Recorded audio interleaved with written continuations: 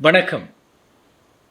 ஆணுறுப்பினுடைய அந்த முன்தோல் ரொம்ப இறுக்கமாக இருந்ததுன்னா, அறுவை சிகிச்சை அவசியமா?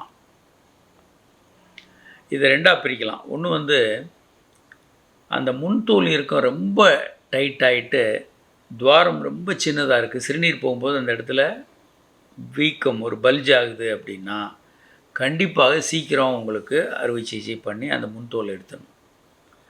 ஏன்னா, அவங்களுக்கு தெரியாம கொஞ்சம் ப்ரெஷர் குடுக்க ஆரம்பிப்பாங்க. சிறுநீர் போகும்போது ஒரு ப்ரெஷர் இருக்கும். அந்த ப்ரெஷர் வந்து பிளாடர்ல போயி, பிளாடர்லேருந்து சிறுநீர் மேலே போய் கிட்னிய பாதிக்கக்கூடும். பைலோநெஃப்ரைட்டிஸ்னு கிட்னிகள் தொற்றுநோய் வந்து கிட்னி ஃபெயிலியர் வரவும் வாய்ப்பு இருக்கு. பிபி அதிகமாகி அதன் மூலம் காம்ப்ளிகேஷன் வரலாம். பல நாடுகள்ல அந்த டாக்டர்கள் ரெஸ்பான்சிபிள். அந்த ஏரியால ஒரு ஏரியா குடுத்துருப்பாங்க ஒரு டாக்டருக்கு. அவங்க இருக்க குழந்தைகளுக்கெல்லாம் அவங்க தான் பொறுப்பு. இந்த மாரி பிரச்சனைலாம் வந்தா அவங்க தான் ரெஸ்பான்சிபிள். பல நாடுகள்ல அந்த சட்டங்கள் இருக்கு. இந்தியா போன்ற நாடுகள் அப்படி இல்ல. அப்போ அந்த முன்தோல் ரொம்ப டைட்டா இருக்குது அப்படின்னா, கண்டிப்பாக முன்தோல் எடுக்கணும். இப்பல்லாம் குழந்தைகளுக்கு ஆண் குழந்தைகள், பெண் குழந்தைகள் எல்லாருக்குமே நாப்கின் போட்டுறாங்க. மேலே எப்பவுமே ஒரு பேம்பர்ஸ் மாரி போட்டாங்கன்னா, அந்த சிறுநீர் ஆண் குழந்தைகள் கழிச்சிட்டு அந்த அந்த அந்த இதோட பேம்கினோட அது சிறுநீரும் அங்க தான் இருக்கும். அந்த மாரி டைட்டா ஸ்கின் மாறுறதுக்கான வாய்ப்புகள் ரொம்ப அதிகம். முன்ன அப்படி இல்ல. குழந்தைகள் ட்ரெஸ் இல்லாம இருக்கலாம். இல்ல ஜட்டியோட கிளாத்துக்கு இருக்கும். அந்த வாய்ப்பு கொஞ்சம் குறைவு.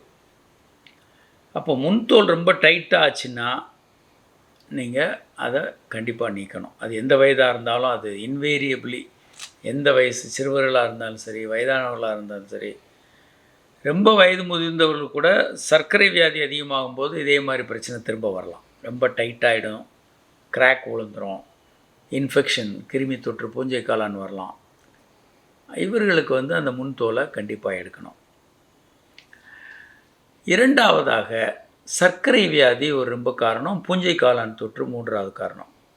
வயதானவர்களுக்கு 40 வயது அந்த ரேஞ்சுக்கு வரும்போது, சர்க்கரை வியாதி இப்போ சுனாமி மாரி வந்துகிட்டு இருக்கு. ஒரு 220க்கு மேல ரத்தத்தில சர்க்கரை அதிகமாகும்போது, அந்த ஆண்களுடைய முன்தோல் வந்து கிராக் விழுந்திருக்கும். பூஞ்சை காளான் தொற்று வந்திருக்கும்.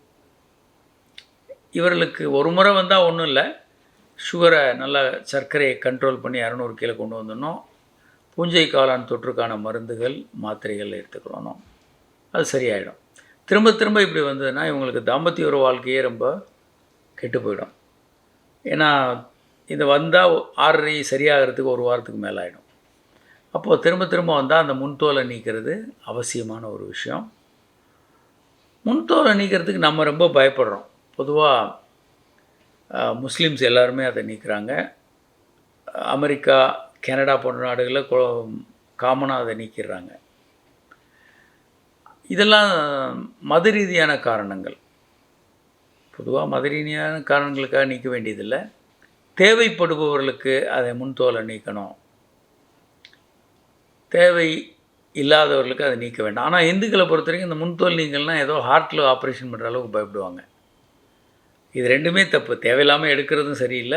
தேவை ஏற்படும்போது அந்த முன்தோலை நீக்காம, அதில ரொம்ப பயந்துகிட்டு இருக்கிறதும் நல்லதில்ல.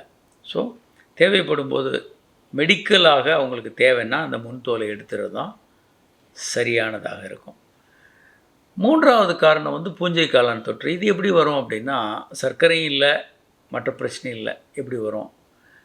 பெண் உறுப்புல வந்து பெண்களுக்கு ஒரு பூஞ்சை காளான் கொஞ்சம் இருக்கும். தாம்பத்திய உறவுல ஈடுபடக்கூடிய கல்யாணமான பெண்களுக்கு. அப்போ கணவரோட உறவு கொள்ளும்போது, கணவருக்கு அந்த பூஞ்சை காளான் வரும். ஆண்களுக்கு அந்த இடத்துல பூஞ்சை காளான் இயல்பாக இருக்காது. பூஞ்சை காளான் வந்து அதில அந்த முன்தோல் திக்காயிடும், வெடிப்பு இருக்கும். இது மனைவி மூலமா வரலாம். சர்க்கரை இல்லாதவர்களுக்கு இது வரலாம். 4வதாக பால்வினை நோய்கள்ல இந்த மாரி வரலாம். இவர்களுக்கு வந்து அத தகுந்த சிகிச்சை குடுக்கணும். பால்வினை நோய்கள்ல வார்ட், ஜெனிட்டல் வார்ட்ன்னு இருக்கு. அது வந்து ஆண் உறுப்பினுடைய அந்த முன்தோல் மேல ஒரு குட்டி காலிஃப்ளவர் வச்ச மாரி இருக்கும். அப்படி இருக்கிறவங்களுக்கு அந்த முன்தோலை எடுத்துறது நல்லது. வேறு நோய்கள் இருக்கான்னு பார்க்கணும். பல்வேறு நோய்கள் இருந்ததுன்னா வேறு நோய்கள் ஏதாவது இருக்கா? இது வார்ட் 1. இதை தவிர வேறு நோய்கள் பூஞ்சை காளான், அதை தவிர வேறு ஏதாவது இருக்கான்றதையும் பார்த்து அதையும் சேர்த்து குணப்படுத்தணும். வணக்கம்.